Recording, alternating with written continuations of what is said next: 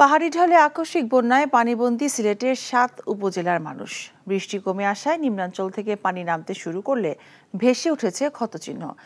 এ খবর আরও জানাচ্ছেন আমাদের স্টাফ করেসপন্ডেন্ট সজল ছত্রী। সজল, বন্যার পানি তো নামতে শুরু করেছে, তো ক্ষয়ক্ষতি আসলে চিত্র কেমন দেখছেন?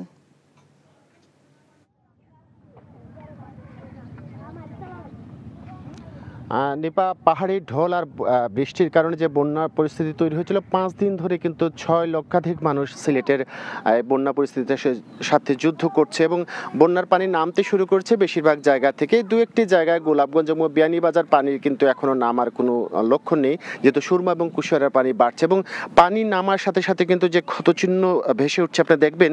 আমরা আছি এখন গোয়াইনঘাট উপজেলার শালুটিখোর গোয়াইনঘাট যে সড়ক, সেটি দেখবেন পুরো সড়কটি আসলে ক্ষতবিক্ষত হয়ে গেছে এবং শুধু গোয়াইনঘাট উপজেলার যদি সড়কের ক্ষতির পরিমাণ এখনো বলি, সব সড়ক থেকে কিন্তু এখনো পানি নেমে যায়নি, কিন্তু যে সড়কগুলো থেকে পানি নেমেছে তার ক্ষয়ক্ষতি নিরূপণ করেছে এখন পর্যন্ত সড়ক অধিদপ্তর এবং তারা আমাদের জানিয়েছে যে প্রায় 88 কিলোমিটার শুধু পাকা সড়কে ক্ষতিগ্রস্ত হয়েছে, যে 190 কিলোমিটার প্রায় ক্ষতিগ্রস্ত হয়েছে কাঁচা সড়ক। এবং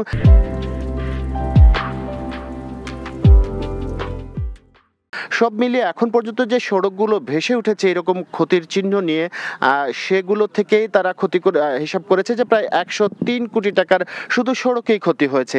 এর বাইরে কিন্তু ঘরবাড়ি বিপুল পরিমাণে বিধ্বস্ত হয়েছে, খামারি ভেসে গেছে, খামারিদের মৎস্য ঘের ভেসে গেছে এবং এইরকম কিন্তু গ্রামীণ চিত্র আপনারা দেখবেন যে মূল সড়কে যদিও পানি উঠেনি খুব বেশি, কিন্তু গ্রামীণ সড়কগুলোর অবস্থা এরকম দেখবেন যে মাঝখানে একটি ব্রিজ পড়ে আছে, কিন্তু দুদিকের রাস্তাই আসলে ভেঙে পড়েছে এবং পুরো রাস্তা জুড়েই আপনারা এরকম দেখবেন। একইভাবে আমরা কিন্তু দেখতে পাচ্ছি জকিগঞ্জের রাস্তা, জৈন্তাপুরের বিভিন্ন গ্রামীণ রাস্তা, সব রাস্তাই কিন্তু একেবারে অনেকখানি বলা যায় যে নিশ্চিহ্ন হয়ে গেছে এবং এগুলো মেরামত করতে যে 2022 সালের বন্যা হয়েছিল, সেই বন্যায় যে সড়কগুলো গ্রামীণ সড়কগুলো ক্ষতিগ্রস্ত হয়েছিল সেগুলো মেরামত কিন্তু পুরোপুরি হয়নি। এর আগেই কিন্তু এই আকস্মিক বন্যার কবলে পড়ল সিলেট অঞ্চল এবং এই ক্ষয়ক্ষতি পুষিয়ে উঠতে কিন্তু মানুষের ব্যাপক কষ্ট হবে। এবং আমরা আজকে 5 দিন হচ্ছে বন্যা পরিস্থিতি, আমরা যখন একদম গ্রামীণ এলাকায় যাচ্ছি আমরা জানতে পারছি যে এখনো কিন্তু কোনো সরকারি সাহায্য সবার কাছে পৌঁছায়নি। যদি আমরা প্রথম দিন থেকেই বেশ তৎপর দেখছিলাম,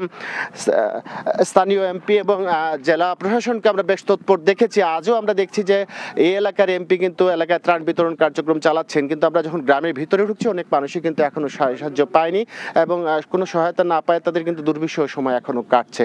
বন্যার পানি এখনো নেমে যায়নি পুরোপুরি নেমে গেলে আসলে ক্ষয়ক্ষতির পরিমাণটা পুরো নিরূপণ করা যাবে।